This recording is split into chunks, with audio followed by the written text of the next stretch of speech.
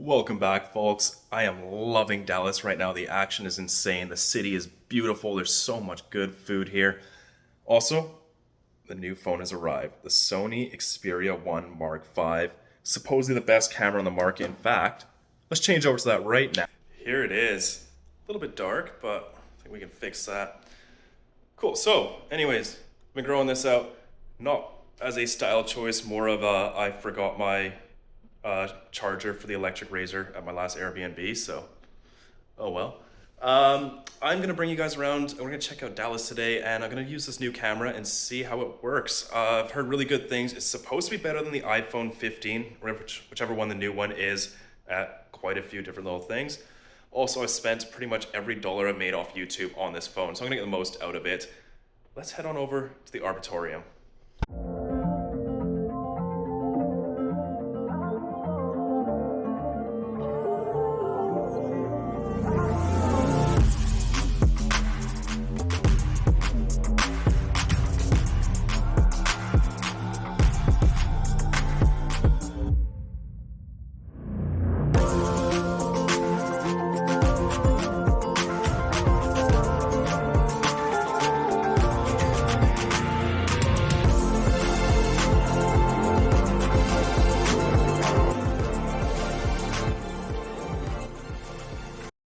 All right, folks, that is the Arboretum. It's $35. I didn't even see anything worth $5, so not great. My suggestion, just tear this all down, build some waterfront condos here, be done with it.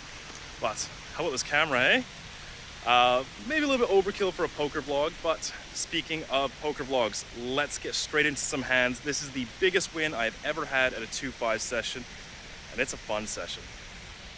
Welcome to the hands, folks. Filmed on my new Sony Xperia 1 Mark V. Hey, Sony, want to throw me something? Anyways, we have Queen Jack offsuit here in middle position. It's a time rate game, so I think this is fine to open. It's a little bit close, but since people are defending a lot wider than they should be, I think it's fine. So I open up to $15, and we get 3 callers, so we're going quite multi-way to the flop, which is kind of nice. It's Jack 10, 4, 2 clubs, 1 spade. Small blind now checks it, and now big blind leads out for $35. Our hand's a bit too medium strength. I was probably going to check it back anyways, so I don't think raising is good here. Also, big blind just likes to shove his whole stack in there. A little bit ago, I 3-bet to $50, and when it folded back around to him, he just grabbed his 1500 and shoved into the middle. So we're probably going to get jammed on if we raise. So I just flat call in position. Button also calls, and small blind gets out the way. Hence the turn, it is the ace of spades, a card that's going to be pretty good for me. You know, I'm going to have some ace x of clubs, some king queens here, and some ace jacks, and some ace tens, and some ace fours. So a pretty good card overall for me. Big blind now fires out, but it's only for 75. It's a pretty small bet, less than half pot. And I think I'm just going to raise it up right away and then bluff on a lot of runouts, especially clubs. So I raise things up to 250, button folds, and big blind just shoves his stack in. I fold, and my opponent is nice enough to show us the pocket jacks for top set. Damn it. All right. The session's been a bit slow, and we are getting beaten around. We're down about $500, so I've topped off my stack, back to 1.5, back to battle. We pick up the pocket sevens under the gun +2, raise things up to 15, and it folds around to the cutoff, who does put in another raise, but it's only to $35. The pocket sevens, I think call is the only option unless I have some significant reads, and I don't really know what these small 3-bets are just yet. I've yet to see one shown down. So I toss in the call, we head to a flop of queen 9-5, 2 hearts, 1 spade. I check it over, and my opponent now fires out a bet of $35. This is probably a fold on this board, but I'm going to call once and see what happens on the turn. So turn is the 8 of clubs. We pick up a gut shot to go along with our set outs. I check it over once again, and my opponent now fires out another bet, but it's only $60. That is a weak bet, and that is something we can attack. Jack 10 got there, as well as 6-7, and those are going to make up a lot more of my range than it is my opponent's. So I immediately pounce on this, and I raise things up to $180. Opponent thinks about it, and then tosses in the call. Head to a river. It is the deuce of diamonds. No help to us, but there's not too many draws left on the turn, as a lot of them did just get there. So I'm going to pretend like I have a straight here. I'm going to fire out a pretty large bet of $525. Opponent's thinking about it for a while. He's thinking it over. And we get this one through. He tosses in his cards into the muck, and we're going to pick up a pretty sizable pot here to get us back in the right direction. Alright, this one's a pretty fun hand. Not too long later, we pick up Ace-Jack offsuit. The straddle is live, and cutoff is raised up to $35. Pretty large raise, 3.5x here, so I'm going to play 3-better fold versus this, and I re-raise my Ace-Jack off up to 135.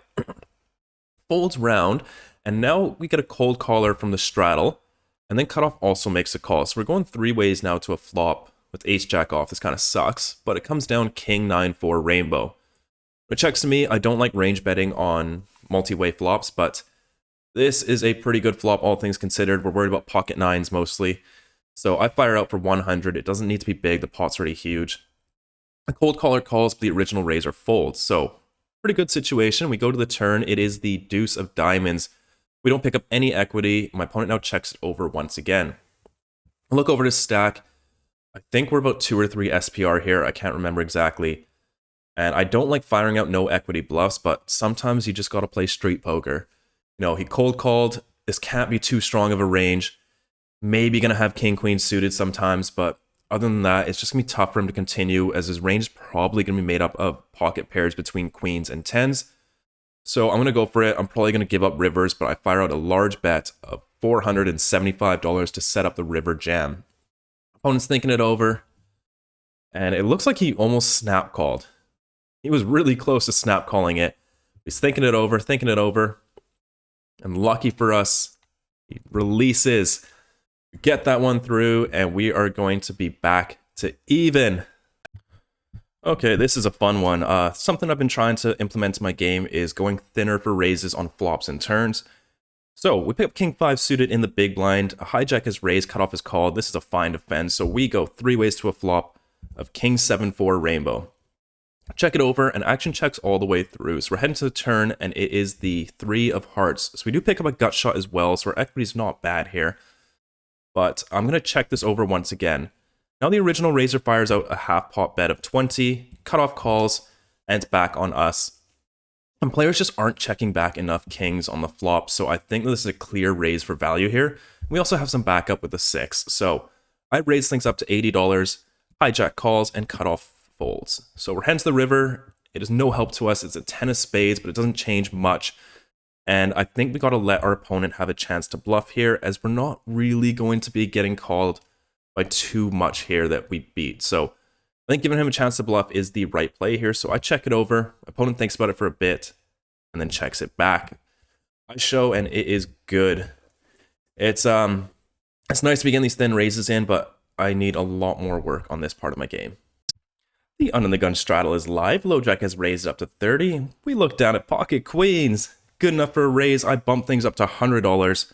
Folds back round, and low jack does make the call. So we're going heads up to a flop of ace 10-6 rainbow. Checks to me, and I've been trying to learn how to check a little bit more and not just automatically range bet every flop. And I think that this is a board where we're going to want to do an okay amount of checking, probably like 30 to 40%. Queen's definitely in there, so I'm going to check this one back and play some turns. Turn is the 4 of spades, introducing a backdoor flush draw. Now my opponent fires out a bet of around 125. I think we got a call here, so I toss it in. Let's head to a river. It is the 9 of spades, completing the backdoor flush. Opponent doesn't think for too long, then fires out a bet of $300. So on the turn, I was mostly worried about an ace. But on this river, I don't think he's going to be betting an ace anymore. And with that, that is a lot of his value gone if he's not betting an ace here. So I think I'm going to get a little bit curious here and look him up, because I just feel like this is bluffy. So I toss in the call. My opponent does indeed have an ace. But it's even better. It's the ace-queen of spades for the nut flush. My curiosity got the better of me that hand. Nice hand, fella. We pick up the 8-6 of spades. The straddle is live, so I raise things up to $25. When the straddle is live, you want to go smaller with your raise sizes, not bigger in relation to the big blinds in there, so 2.5x per straddle seems fine. We do get 2 callers, so we're going 3 ways to a flop of ace 10-6, 2 clubs, 1 spade. I like using bottom pair here when we do have the range advantage. as a bluff on non-club completing turns and rivers. So he checks it over, I fire out for 25, button gets out the way, and the straddler makes the call. It's a pretty good situation as the straddler is going to have the weakest range, especially on an ace-high board. We're heading to a turn, it is the queen of diamonds, so king-jack does make it there, but it's a small portion of his range. So he checks it over. We're going to keep firing here as if I've got ace-queen, king-jack, ace-10, ace-king, all those nice hands. I fire up for 110, opponent thinks it over, once again makes the call, so head to the river, hoping for no club. It is the 10 of diamonds. My opponent now checks it over, and I think that this is mostly a blank. If the 10 came on the turn, it would change things, but since it's on the river, it's tough for him to call a 10 on the turn unless it's like jack 10 or king 10. So I think it's a pretty blank card, and my ace-kings are still going to want to go for value here, so I don't actually lose a ton of value. As well, my plan was to bluff non-club completing runouts, so 8-6 is in there. I fire out a big ol' wager of $325. Opponent's thinking it over, and he folds. Man, I seem to be getting all the bluffs through, but I do pick my spots.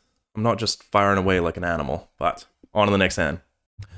Alright, you guys are probably wondering, hey Sam, this is supposed to be your biggest 2-5 win ever. How are you still stuck $500 and there's only 3 hands left to go? Well, guess what happens? So, I unfortunately did not manage to capture the recording.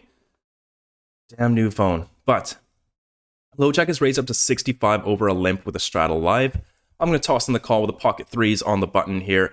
Big blind also makes a call, straddler makes a call, and the original limper makes a call. So we have a $327 pot coming. And what do you know? Jack 8-3 rainbow. Beautiful.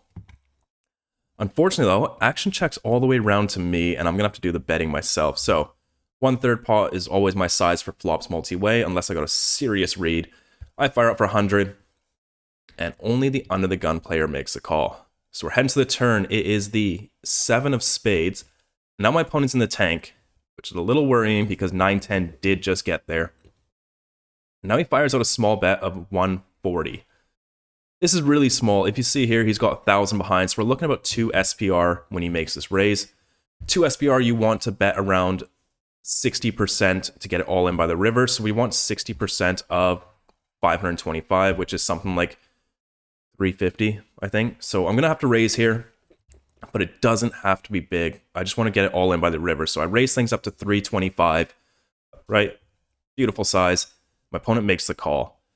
Right to the river, it is the 6 of diamonds. Doesn't change a whole lot. Look at that, we got a nice 60% set up here. And now my opponent's in the tank again. It starts cutting out a raise, or a bet. And then fires out a bet of 350. Ugh. This feels like 10-9, but got 10-9, he's got our stack. I'm going to ship it all in here. I am all in. And it puts my opponent in the tank. I really wish I had this recorded because he tanked for about 3 or 4 minutes here, which was really surprising considering he bet half his stack on the river. But eventually my opponent does decide on a call. After that tank, we know we're good. We show, and my opponent had the pocket queens here. So we are picking up a pretty sizable pot here, and we got double our starting stack. You guys see those chips I'm raking in? That's from the pocket 3s hand that we just played. This is the very next shuffle. Hijack is raised up to 30, and I've got pocket 4s. Yeah, you know what's coming. I make the call, and we go 4 ways to a flop of 8, 4, 3, 2 hearts, 1 diamond. That is 2 hands, 2 sets. I'm back. And once again, checks all the way to me, so I'm going to start doing the betting here. 1/3, as you know, $40 into the middle.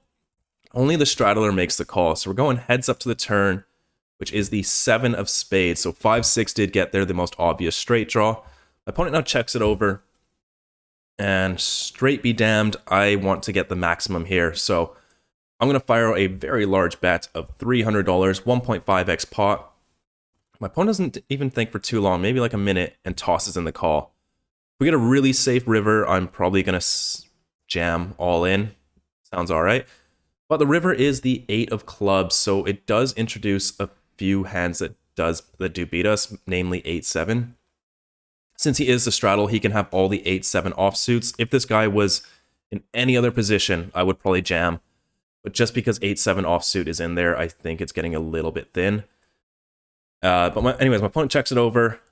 We still have a full house, so I'm going to go for it. I fired a very large bet of $650, around 75 or 80% pot. And my opponent doesn't think for too long and tosses in the call. That's good news, and we're going to pick up another big pot up to a $4,000 stack now. Okay, this is a little while later. Nothing noteworthy has really happened, but now we pick up pocket nines under the gun. Raise things up to $15. We get a caller from the cutoff, and then button puts in the squeeze up to 55. Small blind now calls, big blind folds, and for this price, I think calling is okay. I toss in the call, cutoff folds, and we're going 3 ways to a flop. Guys, what's better than flopping 1 set? It's flopping 2 sets in the same hand. 995 is the flop we go to. We flop quads. Small blind checks it. I check it over, obviously. And now button fires out a pretty nice size bet of $75. Small blind gets out the way, and we're just going to have to call here. I really want to raise, but I'm just going to call here. We head to the turn, which is the 10 of hearts. I check it over, and once again, good news, my opponent does not stop betting and fires out for 175. I look over to stack, and I thought he had around 1,500. So we look here, the pot is 335. My opponent's got 1,700 behind, so this is like, oh, I hate math. 5 SPR, so we want to bet around 115% of 335. So he fires up for 175. I wanted to raise it up. God, I'm so bad at math. And I raised it up to only $400, which is more than 115%. So it seems right. Anyways, button thinks about it and then makes a call. So we're heading to the river. It is the deuce of spades, total brick. And since we bet a little bit over 115% on the turn, we set ourselves up pretty nicely for a river shove here. So I am all in. My opponent does flick it in. We show the pocket nines. It's obviously good. My opponent had pocket tens. That's right, he turned top boat. Those are 3 huge hands in a row. 3 big sets, got paid on all 3 of them, and we now have a $6,000 stack, my biggest ever at 2-5. Well, that is going to wrap that up. How about those last 3 hands, eh? Feels good to be flopping sets. I haven't flopped a set in feels like a while. It's good to be back doing what I do best. That's actually going to be my biggest 2-5 win. Insane. I was in the game for $2,000, out for $5,910 for a win of $3,910. My biggest 2-5 win, as well as my biggest chip stack at a 2-5 table. I suppose those 2 things go hand in hand.